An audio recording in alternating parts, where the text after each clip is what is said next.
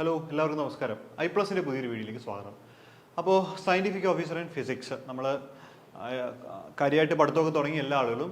അപ്പോൾ നമ്മുടെ കയ്യിലുള്ള ഒരു സിലബസ് വെച്ചിട്ടാണ് നമ്മളിപ്പോൾ എല്ലാ പ്രിപ്പറേഷൻസും നടക്കുന്നത്. അപ്പോൾ ഒത്തിരി ആളുകൾ നമ്മൾ ചോദിക്കുന്നുണ്ട് പുസ്തകങ്ങൾ ഏതൊക്കെയാണ് ഇതിന് റെഫർ ചെയ്യേണ്ടതെന്നുള്ളത്. കാരണം നമുക്കൊരു വളരെ ഇങ്ങനെ കിടക്കുന്ന ഒരു സിലബസ് ആണല്ലോ 10 യൂണിറ്റുകളായിട്ട്. പക്ഷേ ഇത് എവിടെ നിന്ന് എന്തൊക്കെ കണ്ടന്റുകളാണ് പഠിക്കേണ്ടതെന്ന് അല്ലെങ്കിൽ ഏത് പുസ്തകമാണ് റെഫർ ചെയ്യേണ്ടതെന്നും കുട്ടികൾക്ക് അറിയില്ല. ഒത്തിരി എൻക്വയറീസ് വരുന്നുണ്ട്. അപ്പോൾ ജനറലായിട്ട് ഓരോരുത്തർക്കും പറഞ്ഞു തരുന്ന പകരം ജനറലായിട്ട് ഞാൻ ഒരു വീഡിയോ അങ്ങ് ചെയ്തിട്ടാണ്. അപ്പോൾ നിങ്ങൾ കാണുക.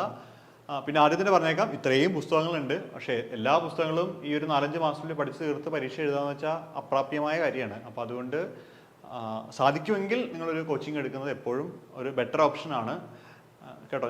നിങ്ങൾ കോച്ചിങ്ങിൽ ചേരാൻ വേണ്ടിയിട്ട് ഞാൻ ഇങ്ങനെ പ്രോത്സാഹിപ്പിക്കുന്നതല്ല, പക്ഷേ അതൊരു സത്യമാണ്. കാരണം നമ്മൾ ഈ പുസ്തകങ്ങൾ കുറേ നാളായിട്ട് പഠിച്ച് നോട്ടുകൾ പ്രിപ്പയർ ചെയ്ത് പല ക്ലാസ്സുകളൊക്കെ ചെയ്തിട്ട് നിൽക്കുന്ന ആളുകളായതുകൊണ്ട് നമുക്ക് പെട്ടെന്ന് തരാൻ പറ്റും.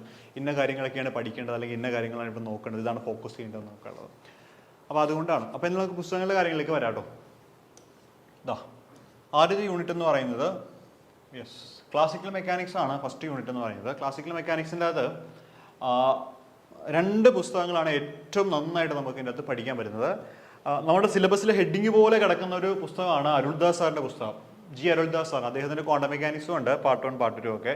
അപ്പോൾ ക്ലാസിക്കൽ മെക്കാനിക്സും ഒരു നല്ല പുസ്തകമാണ്. അത് എൻ്റെ ഉണ്ട്. ഈ സെയിം പുസ്തകം ഇപ്പോൾ എൻ്റെ ഉണ്ട്. ഞാൻ ക്ലാസിക്കൽ മെക്കാനിക്സ് ക്ലാസ്സിൽ എടുത്തുകൊണ്ടിരിക്കുകയായിരുന്നു. അതിൻ്റെ ഇടയ്ക്ക് ഞാൻ ഈ വീഡിയോ ചെയ്യുന്നത് വിചാരിച്ചതാ. സെയിം പുസ്തകം, ഒരു വ്യത്യാസമില്ല. അപ്പോൾ ക്ലാസിക്കൽ മെക്കാനിക്സിൻ്റെ പുസ്തകമാണ്. ഇതൊരു നല്ല പുസ്തകമാണ് ശരിക്കും പറഞ്ഞു കഴിഞ്ഞാൽ. അത്യാവശ്യം മോശമില്ല. സിലബസുകളൊക്കെ അതുപോലെ തന്നെ ഇതിൻ്റെ അകത്തുണ്ട്. പിന്നെ ഉള്ളൊരു പുസ്തകം ഉപാധ്യായയുടെ ഒരു പുസ്തകമാണ്. അതും എൻ്റെ ഉണ്ട്. ഉപാധ്യായ നിങ്ങൾ ഈ കാണുന്ന പുസ്തകമാണ് ഉപാധ്യായ. അപ്പോൾ ഉപാധ്യായയുടെ പുസ്തകവും നല്ലതാണ്. നമ്മൾ സർക്കുലർ മോഷൻ അതുപോലെ ആംഗുലർ മൊമെൻറ്റോ ഒക്കെ വരാൻ നേരം നമ്മൾ ഉപാധ്യായയുടെ പുസ്തകമാണ് ഏറ്റവും നല്ലത്, സെൻട്രിപിറ്റൽ ഫോഴ്സുമായിട്ട് ബന്ധപ്പെട്ട കാര്യങ്ങൾ പറയുമ്പോൾ.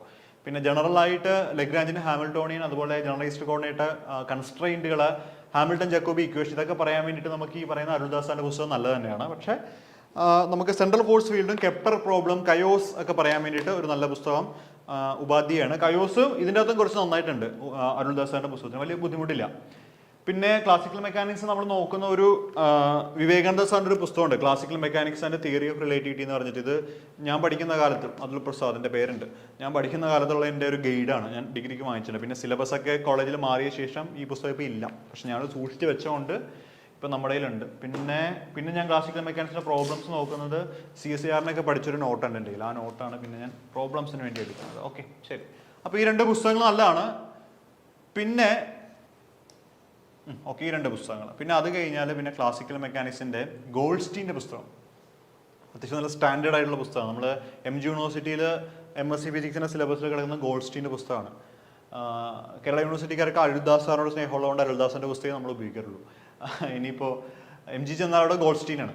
പക്ഷേ ഇത് ലെവൽ സ്റ്റാൻഡേർഡ് ഓഫ് ലെവൽ കൂടിയതാണ്. നമ്മൾ റെഫർ ചെയ്യാറുണ്ട്. എൻ്റെ കയ്യിൽ ഇപ്പോൾ പുസ്തകം ഇല്ല, PDF ഫയലാണ് ഇരിക്കുന്നത്. അപ്പോൾ ജസ്റ്റ് ഫോർ റെഫറൻസ് ഓക്കെയാണ്. പക്ഷേ മറ്റു 2 പുസ്തകങ്ങൾ തന്നെ നന്നായിട്ട് പഠിച്ചാൽ മതിയാവും. Unit 2 mathematical methods and group theory. മാത്തമാറ്റിക്കൽ മെത്തേഡ്സിൽ ഏറ്റവും നല്ല പുസ്തകം HK ദാസ് സാറിൻ്റെ. ഇത് 8th എഡിഷനാണ്. 8th എഡിഷനിൽ കുറച്ച് കറക്ഷൻ ഉണ്ട്. 7th എഡിഷൻ ആണെങ്കിൽ കുറച്ചുകൂടെ 2 എഡിഷൻ എൻ്റെ ഉണ്ട്. അതുകൊണ്ടാണ് ഞാൻ പറഞ്ഞത്. ഞാൻ കുറച്ചുകൂടെ അപ്ഡേറ്റ് ആയി എന്ന് പറഞ്ഞാൽ 8th എഡിഷൻ എഴുതി. പക്ഷേ 8th എഡിഷനിൽ കുറച്ച് കറക്ഷൻസ് ഉണ്ട് പ്രോബ്ലംസിൽ. അപ്പോൾ ശരിക്കും 8th എഡിഷനേക്കാൾ നല്ലത് 7th എഡിഷൻ കിട്ടുമെങ്കിൽ അത് വാങ്ങിക്കുന്നതായിരിക്കും എപ്പോഴും ബെറ്റർ. ആമസോണിലൊക്കെ അവൈലബിൾ ആണ്. ഒരു തടിയ പുസ്തകമാണ്. എനിക്കൊന്ന് 800-900 രൂപ വില വരുന്നുണ്ട്. തടിയ പുസ്തകമാണ് മാത്തമാറ്റിക്കൽ ഫിസിക്സ്. ഇതിൻ്റെ അകത്തുനിന്ന് നമുക്ക് സ്പെഷ്യൽ ഫംഗ്ഷനൊക്കെ നന്നായിട്ട് പഠിക്കാൻ പറ്റും. ഈ പറയുന്ന HK ദാസിൻ്റെ പുസ്തകത്തിൽ നിന്ന് സ്പെഷ്യൽ ഫംഗ്ഷൻസ്, കോംപ്ലക്സ് നമ്പേഴ്സ്, ഇതൊക്കെയാണ് നമ്മുടെ സിലബസിൻ്റെ അകത്ത് പ്രധാനമായിട്ടുള്ളത്.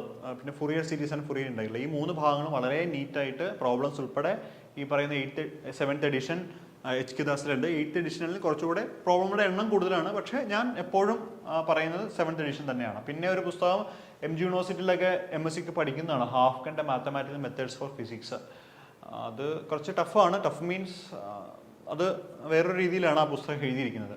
കുഴപ്പമില്ല, നല്ല തന്നെയാണ്. നമുക്ക് മൾട്ടിപ്പിൾ ചോയ്സ് ഒക്കെ ചോദിക്കുമ്പോൾ ഇങ്ങനെ ലൈനിൽ നിന്നൊക്കെ ചോദിക്കാൻ പറ്റുന്ന ടൈപ്പ് സ്റ്റേറ്റ്മെൻറ്റുകളൊക്കെ അതിൻ്റെ അകത്തുണ്ട്. പക്ഷേ ഞാൻ എപ്പോഴും സജസ്റ്റ് ചെയ്യുന്നത് HK ദാസിൻ്റെ പുസ്തകം തന്നെയാണ് കേട്ടോ. പിന്നെ ഒരു പുസ്തകം കൂടിയുണ്ട്, സത്യപ്രകാശിൻ്റെ പുസ്തകം. സ്പെഷ്യൽ ഫംഗ്ഷൻസുകൾ HK ദാസിനേക്കാൾ കുറച്ചുകൂടെ നല്ല രീതിയിലുള്ളത് സത്യപ്രകാശിൻ്റെ പുസ്തകമാണ്.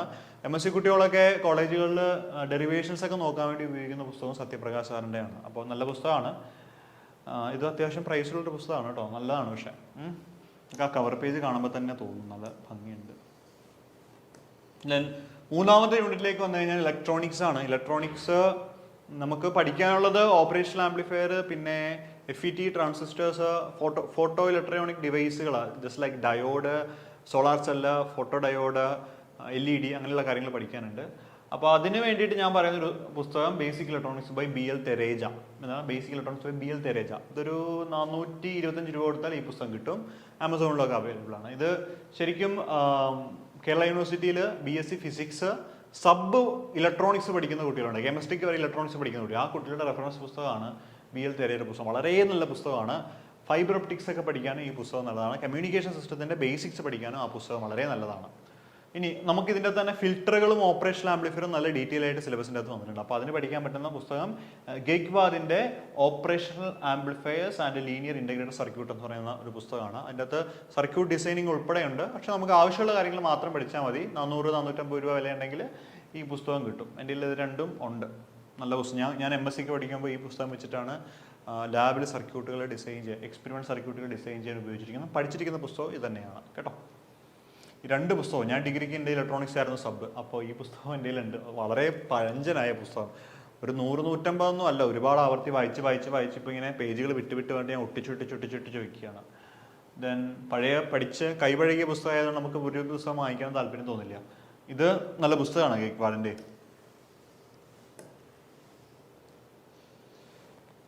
ദെൻ സപ്ന കെട്ടിയാരുടെ ഒരു പുസ്തകം കൂടിയുണ്ട്. നമുക്ക് ഒപ്റ്റിക്കൽ ഫൈബറും കമ്മ്യൂണിക്കേഷൻ സിസ്റ്റത്തെക്കുറിച്ച് പഠിക്കണമെങ്കിൽ ഈ ഒരു പുസ്തകം നല്ലതാണ്. പക്ഷേ ബേസിക് ഇലക്ട്രോണിക്സ് BL തെരയിൽ തന്നെ ഫൈബർ ഒപ്റ്റിക്സിന് അത്യാവശ്യം കാര്യങ്ങളുണ്ട്. ആ കാര്യങ്ങൾ വെച്ചുകൊണ്ട് തന്നെയാണ് കഴിഞ്ഞ പ്രാവശ്യം പരീക്ഷയ്ക്ക് ചോദ്യങ്ങൾ വന്നത്. അപ്പോൾ ഇത് ഉണ്ടെങ്കിൽ നല്ലത്, ഇല്ലെങ്കിലും പ്രശ്നമൊന്നുമില്ല കേട്ടോ.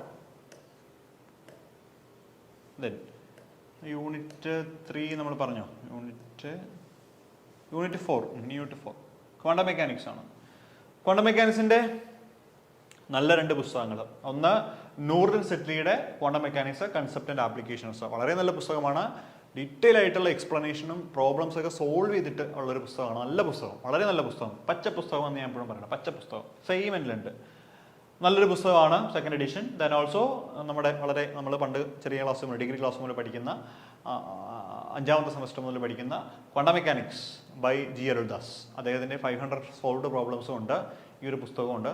കുഴപ്പമില്ല, അത്യാവശ്യം കുഴപ്പമില്ലാത്തൊരു പുസ്തകമാണ്. നമുക്ക് ഒരു PSC ഓറിയൻറ്റഡ് ആയിട്ട് പഠിക്കാൻ പറ്റുന്നൊരു നല്ല പുസ്തകമാണ്. ചെറിയ പുസ്തകമാണ്, പക്ഷേ ഇത് കുറച്ചുകൂടെ വലിയൊരു തടിയും പുസ്തകമാണ്. പക്ഷേ കുറച്ചുകൂടെ സിമ്പിൾ ആണ് രണ്ടും. ഇതിപ്പോൾ വളരെ സിമ്പിളാണ്. ഇത് അതിനേക്കാൾ കുറച്ചുകൂടെ ഒരു ലെവലുണ്ട്. പക്ഷേ എന്നാലും നമുക്ക് വായിച്ചാൽ മനസ്സിലാവുന്ന രീതിയിലുള്ള ഒരു പുസ്തകമാണ്. ഹാഫ്കൺ പോലെയുള്ള ടഫൊന്നുമല്ല. പിന്നെയുള്ള 2 ക്വാണ്ടം മെക്കാനിക്സ് പുസ്തകം. അപ്പോൾ ഞാൻ പ്രധാനമായിട്ടും റെഫർ ചെയ്യുന്ന ഈ 2 പുസ്തകങ്ങളാണ് കേട്ടോ. നമ്മളിലുള്ള ആണ് നമ്മൾ നോക്കുന്നത്. പിന്നെ ഇതും എൻ്റെ കയ്യിലുണ്ട്. സാക്കുറയുടെ മോഡേൺ ക്വാണ്ടം മെക്കാനിക്സ് എന്ന പുസ്തകം MG യൂണിവേഴ്സിറ്റിയിൽ കുട്ടികൾ പഠിക്കുന്നതാണ്. സാക്കുറയുടെ പുസ്തകവും നല്ല പുസ്തകം തന്നെയാണ്, പക്ഷേ കുറച്ച് സ്റ്റാൻഡേർഡ് ലെവലിലുള്ളതാണ് പുസ്തകം. ദെൻ റിച്ചർഡ് ഫെയ്മാൻ്റെ quantum mechanics and path integrals. നമുക്ക് ചില കൺസെപ്റ്റുകളൊക്കെ ഈ മറ്റു പുസ്തകങ്ങൾ വായിച്ചാൽ മനസ്സിലാവില്ല. അപ്പോൾ ഫെയ്മാൻ ലെക്ചേഴ്സും അതുപോലെ ഫെയ്മാൻ്റെ ഈ പുസ്തകമൊക്കെ ഉണ്ടെങ്കിൽ കുറച്ചുകൂടെ ഒന്ന് ഉഷാറായിട്ട് ഹാപ്പി ആയിട്ട് നമുക്ക് മനസ്സിലാകുന്ന രീതിയിൽ, കോമൺ മാൻ്റെ ലാംഗ്വേജിൽ മനസ്സിലാകുന്ന രീതിയിൽ കാര്യങ്ങൾ പറയാനും സംസാരിക്കാനൊക്കെ പറ്റുന്ന പുസ്തകങ്ങളാണ് ഫെയ്മാൻ ലെക്ചേഴ്സ്.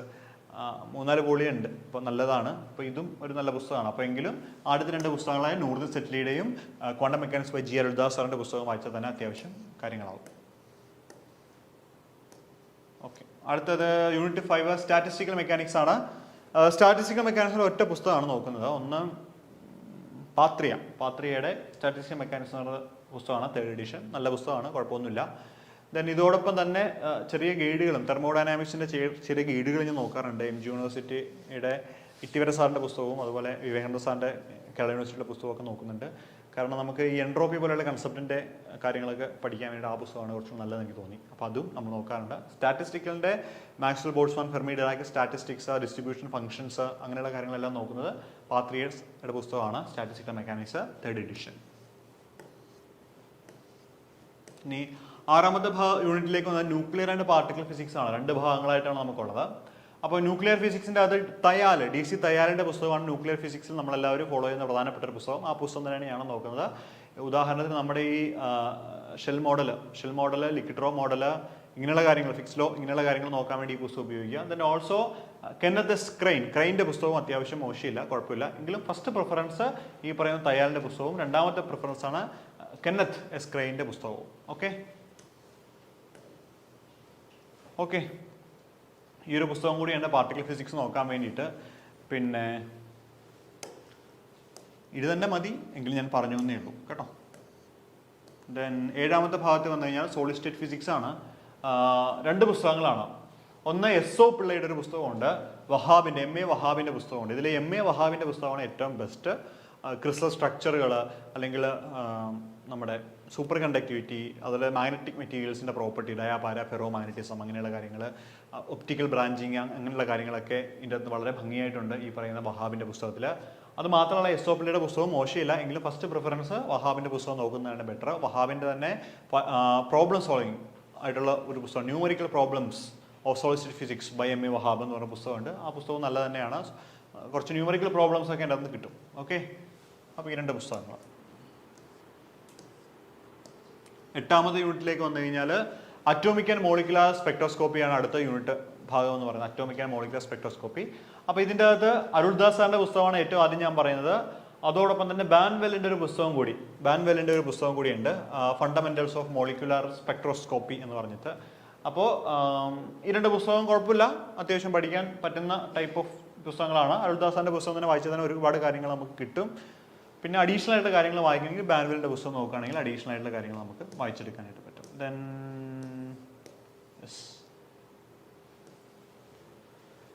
ഓക്കെ, മൈക്രോ പ്രോസസ്സറാണ് നമുക്കൊരു കീറാമുട്ടിയായിട്ട് നിൽക്കുന്നത്. കാരണം ഫിസിക്സുകാർക്ക് മിക്കവാറും മൈക്രോ പ്രോസസ്സറൊക്കെ കുറച്ച് ബുദ്ധിമുട്ടുണ്ടാകും. അപ്പോൾ അത് നമുക്ക് പഠിക്കാൻ പറ്റുന്നൊരു പുസ്തകം, സിമ്പിൾസ്റ്റ് ആയിട്ട് പഠിക്കാൻ പറ്റുന്ന ഒരു പുസ്തകം എന്ന് വെച്ച് കഴിഞ്ഞാൽ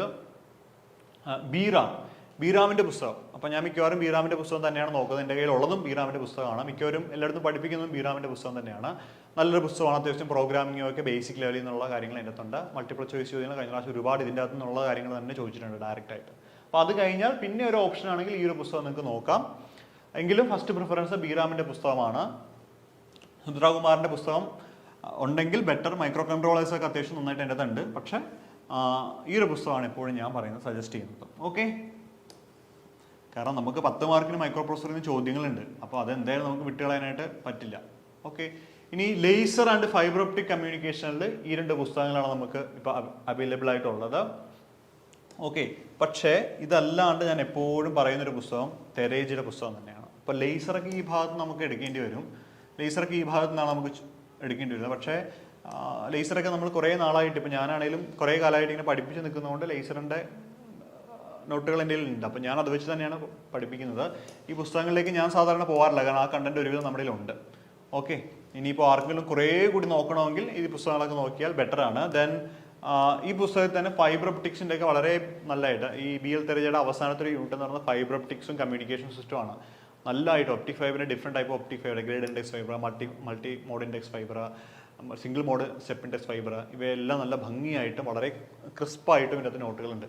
അപ്പോൾ ഈ പുസ്തകം തന്നെയാണ് അതിന് നല്ലത്. പക്ഷേ ലേസർ ഇതിൻ്റെ ഇല്ല. ലേസർ വേണമെങ്കിൽ നമ്മൾ വേറെ പുസ്തകങ്ങൾ നോക്കേണ്ടി വരും.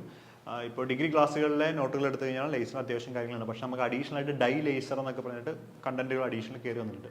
അപ്പോൾ ആ കാര്യങ്ങളും നോക്കുകയാണെങ്കിൽ മച്ച് മോർ ബെറ്റർ. അപ്പോൾ ഇത്രയാണ് ശരിക്കും പറഞ്ഞാൽ നമ്മുടെ പുസ്തകങ്ങൾ നമ്മൾ ഈ സിലബസ് വെച്ച് നോക്കിയാൽ നമുക്ക് അവൈലബിൾ ആയിട്ട് കിട്ടാൻ സാധ്യതയുള്ളതും പഠിക്കാൻ സിമ്പിളായിട്ട് പഠിക്കാൻ പറ്റുന്ന കാര്യങ്ങളൊക്കെ ഇതൊക്കെയാണ്. സിമ്പിൾ എന്ന് പറഞ്ഞാൽ സമയം എടുക്കും കേട്ടോ, കാരണം ഒരു പുസ്തകം എന്ന് പറയുമ്പോൾ ഇത്രയുള്ളൊരു പുസ്തകമായിരിക്കും. അപ്പോൾ അതിൽ നിന്ന് കണ്ടന്റുകൾ എക്സ്ട്രാക്ട് ചെയ്ത് കൃത്യം എന്തൊക്കെയാണ് വേണ്ടത് നോക്കി എഴുതിയെടുത്ത് പിന്നെ അത് പഠിക്കാനായിട്ട് നിങ്ങൾ പോകണം. അപ്പോൾ നോട്ട് ഉണ്ടാക്കുന്നതിന് കുറേ സമയമാവും, പിന്നെ അത് പഠിക്കാൻ പോകണം. അപ്പോൾ മാക്സിമം പോയി 5 പേപ്പർ അല്ലെങ്കിൽ 4 പേപ്പർ വരെയൊക്കെ നമ്മൾ എത്തുകയുള്ളൂ, കാരണം അത്രയും വായിക്കാനുണ്ട്. അപ്പോൾ അതുകൊണ്ട് എപ്പോഴും ബെറ്റർ നിങ്ങളൊരു കോച്ചിങ് എടുക്കുന്നത് തന്നെയാണ് എപ്പോഴും ബെറ്റർ. നമ്മൾ ഈ കണ്ടന്റുകളെല്ലാം ഇതേ പുസ്തകത്തിൽ നിന്ന് തന്നെ ചെയ്ത് നമ്മൾ അപ്ലോഡ് ചെയ്യുന്നുണ്ട്. പിന്നെ ഇത്രയും വർഷങ്ങളായിട്ട് പഠിപ്പിച്ചിട്ടുള്ള എക്സ്പീരിയൻസ് വെച്ചിട്ടും കണ്ടന്റുകൾ നമ്മൾ എന്തും ചെയ്ത് ആക്കുന്നുണ്ട്. അപ്പോൾ അതുകൊണ്ട് നന്നായിട്ട് പഠിക്കണം, എന്തായാലും നന്നായിട്ട് പഠിക്കണം, സമയം ഒട്ടും കളയരുത്. ഇപ്പോൾ ഈ വീഡിയോ കണ്ട് മുതൽ നിങ്ങൾ പഠിച്ചു തുടങ്ങുകയാണെങ്കിൽ നല്ല കാര്യം തന്നെയാണ്. ഇനി നിങ്ങൾക്കൊരു ഹെൽപ്പ് വേണമെങ്കിൽ, ഇപ്പം നിങ്ങൾക്ക് ഇത്രയും പുസ്തകങ്ങൾ കളക്ട് ചെയ്യാനോ അല്ലെങ്കിൽ പഠിക്കാനോ ഒക്കെയുള്ള ബുദ്ധി, ഇപ്പോൾ പലരും കോളേജ് കഴിഞ്ഞിട്ടുള്ള ആളുകളാണ്, അതുകൊണ്ട് പുസ്തകങ്ങളുടെ ആക്സസിബിലിറ്റി വളരെ കുറവായിരിക്കും അല്ലേ. നമ്മളൊരു ലൈബ്രറിയിൽ അംഗത്തോടെ പുസ്തകം കിട്ടുള്ളൂ. ഇത് വാങ്ങിക്കാൻ പോയി കഴിഞ്ഞാൽ എല്ലാത്തിനും ഒരു 10-20,000 രൂപയോളം ചിലവ് വരും. അപ്പോൾ അതുകൊണ്ട് മക്കളെ നിങ്ങൾക്ക് പഠിക്കണമെന്ന് അത്രയും താല്പര്യമുണ്ടെങ്കിൽ നമ്മുടെ കോഴ്സ് ജോയിൻ ചെയ്യുകയാണെങ്കിൽ മച്ച് മോർ ബെറ്റർ, നല്ലൊരു കാര്യം തന്നെയാണ്. തന്നെ പഠിക്കാനാണേലും നല്ലത് തന്നെയാണ്. നിങ്ങൾ പഠിക്കണം, അത്രയും ആത്മാർത്ഥതയോടെ 1 സെക്കൻഡ് പോലും കളയാതെ പഠിക്കണം. അപ്പോൾ എന്തായാലും എല്ലാവരും നന്നായിട്ട് പ്രിപ്പയർ ചെയ്യുക. കോഴ്സിന് ചേരാൻ താല്പര്യമുള്ളവർക്കുണ്ടെങ്കിൽ താഴെ നമ്മൾ കമൻറ്റിൽ ഡീറ്റെയിൽസ് ഇട്ടാൽ നിങ്ങൾ ആ നമ്പറിൽ ഒന്ന് ജസ്റ്റ് വിളിച്ച് കഴിഞ്ഞാൽ ബാക്കി ഡീറ്റെയിൽസ് എല്ലാം പറഞ്ഞുതരാം. അപ്പോൾ എന്തായാലും നന്നായിട്ട് പഠിക്കുക. All the best.